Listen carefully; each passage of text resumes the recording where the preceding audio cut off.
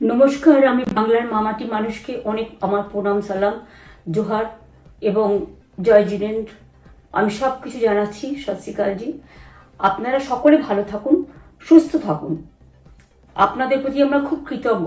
এত রোদ্দুরের মধ্যেও এবং সবকিছু অত্যাচার সহ্য করুন আপনারা যেভাবে ভোট দিয়েছেন লাইনে দাঁড়িয়ে, আপনাদের কাছে আমরা খুব কৃতজ্ঞ।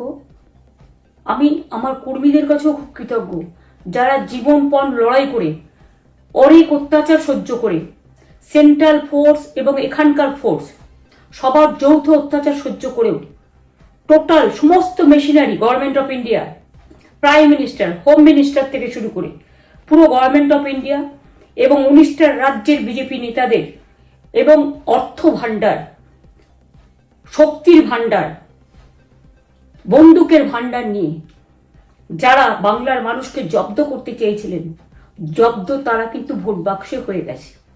আমি আপনাদের নিশ্চিন্ত করে বলতে চাই, যেটা টিভিতে দেখাচ্ছে এটা বিজেপি অফিস থেকে কালকে বেলা 1:08 সার্কুলেট করেছে এবং টাকা দিয়ে বলেছে যাতে এটা দেখানো হয়। তার কারণ হচ্ছে আমার কাছে স্পেসিফিক ইনফরমেশন এসছে 1:08 আমি কোনো একটা প্রেস মিডিয়ার থ্রুতে পেয়েছি এবং সেই ইনফরমেশনে দেখা যাচ্ছে তারা পরিষ্কার বলছে ফোর্সফুলি তোমায় করতে হবে, এটা তোমাকে এর মধ্যে যাওয়া যাবে না। কারণটা আসলে জানেন আপনারা, আমরা 230ও পেয়ে যেতে পারি, 226 ক্রস করবো 2026-এ। মানুষ যে বিপুলভাবে ভোট দিয়েছে, আমার তাদের প্রতি পুরো ভরসা, বিশ্বাস, আস্থা আছে। এবং ওরা কালকে এটা করিয়েছে প্রেসকে দিয়ে, তার কারণ গদি মিডিয়াকে দিয়ে। তার কারণ হচ্ছে ওরা তো আপনারা জানেন ইডি, সিবিআই, ইনকাম ট্যাক্স সবাইকেই চমকায় এবং সেন্ট্রাল ফোর্স যে ব্যবহার কাল করেছে এবং তাতে যে নতুন পুলিশগুলো অ্যাপয়েন্টমেন্ট হয়েছিল যারা আমার হাতে ছিল না, তারা ভীষণ মেয়েদের মেরেছে, বাচ্চাদের মেরেছে। যে ভদ্রলোক উদয়নারায়ণপুরে ভোট দিতে গিয়ে মারা গিয়েছে, আমি তার শোকাহত পরিবারকে সমবেদনা জানাবার ভাষা আমার নেই, কিন্তু পরিবারটার পাশে আমরা থাকবো। এবং যে তৃণমূল কংগ্রেস কর্মীরা এমনকি সাংবাদিকদেরও মেরেছে, আমি যেখানে ছিলাম ভবানীপুরে চক্রবেড়িয়ায়, আমি বাচ্চাদেরও মেরেছে, মহিলাদেরও মেরেছে, একতরফা মেরেছে। যাদের তৃণমূল কংগ্রেসরা জীবন দিয়ে লড়াই করেছেন, মার খেয়েছেন, তবুও তারা এলাকা ছেড়ে যাননি। অনেককে ইচ্ছে করে অ্যারেস্টও করা হয়েছে যাতে তারা এজেন্ট হিসেবে কাজ করতে না পারে। বিশেষ করে ভাটপাড়া, জগদ্দল, নোয়াপাড়া, এরকম অনেকগুলো জায়গা আছে।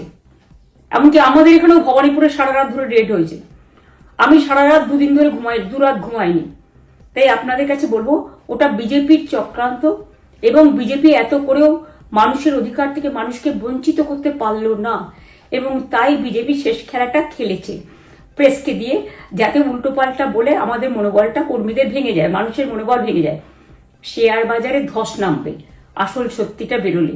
সেই জন্য শেয়ার মার্কেটকে সান্ত্বনা দিতে গিয়ে, এটা আমার কাছে স্পেসিফিক খবর আছে, এইটা করেছে। এবং আমি পরিষ্কার বলছি, 2016তেও সেম জিনিস হয়েছে, 2021-এও সেম জিনিস হয়েছে। ওরা কিন্তু বারবার করে যা এক্সিস্ট পোল যা দেখিয়েছে, টোটালটাই দেখিয়েছে বিজেপির কথায়। এবং আজকে তো আপনারা জানেন নিরপেক্ষতা বলে ভারতবর্ষে কিছু নেই, সব একপক্ষ হয়ে গেছে। আমি তাদের বলবো আমাদের কর্মীদের এবং মানুষকে সাথে থাকতে, যাতে কাউন্টিংয়ে সবাই সমানভাবে আজ থেকে পাহারা দেয়। দরকার হলে আমিও আমার এলাকায় পাহারা দিতে নামবো এবং আমি সব 294টা কেন্দ্রে, 294টা তৃণমূল প্রার্থী, দার্জিলিংয়ে যে 2টো প্রার্থী আছে অনেকদের, আমাদের সাথে জোট আছে, সবাইকে বলবো নিজেরা ক্যান্ডিডেটরা পাহারা দিন। দিনের বেলায় কর্মীদের রাখুন, রাতের বেলায় নিজেরা থাকুন, পাহারা দিন। আমি যদি পাহারা দিতে পারি, আপনারাও পাহারা দিতে পারেন। রাত জাগুন, সকালে এসে অন্য টিমকে হ্যান্ড ওভার করে তবে ঘুমবেন।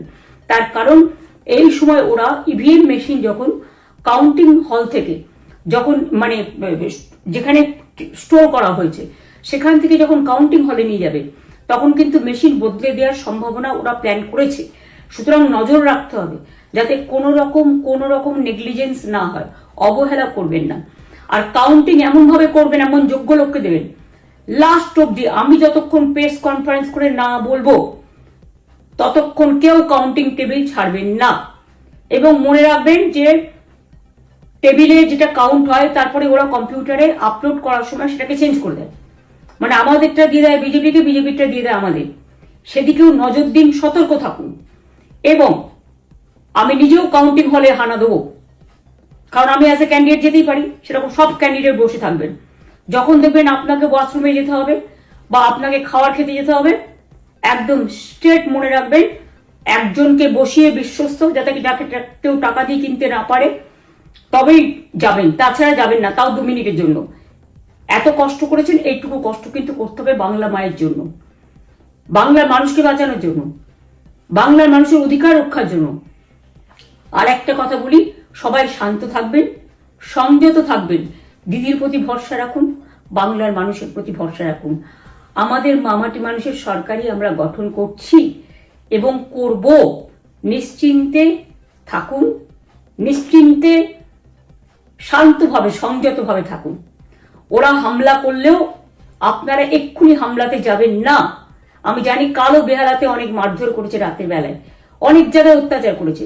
ভাঙড়ে আমার কর্মীদের যেভাবে পেটানো হয়েছে, রক্তাক্ত করা হয়েছে, এর জবাব ওদের দিতেই হবে আগামী দিন। এর জন্য আমরা ব্যবস্থা করব, আপনাদের আইন হাতে তুলে নেওয়ার দরকার নেই। আর আমি প্রশাসনকেও বলবো, অনেক খেল আপনারা দেখিয়েছেন বিজেপির কথায়, দয়া করে কাউন্টিংয়ে আমাদের ছেলে মেয়েদের গায়ে বা মানুষের গায়ে বা কোনো রাজনৈতিক দলের গায়ে হাত দেওয়ার চেষ্টা করবেন না। অনেক পিটিয়েছেন, আর নয়, অনেক হয়েছে, আর না। বাংলা আপনাদের নয়, বাংলার মামাটি মানুষ বাংলার দখলে। বাংলারা বহিরাগতদের সমর্থন করে না। বিজেপি নিজস্ব এজেন্ট নেই কোনো বুথে, সেই জন্য বিজেপি কি করেছে, সেন্ট্রাল ফোর্সকে কাজে লাগিয়ে ওরা ওদের এজেন্ট হিসেবে কাজ করেছে, এবং অমিত শাহ ডাইরেক্ট ইন্টারফেয়ারেন্সে। এটা করা যায় না।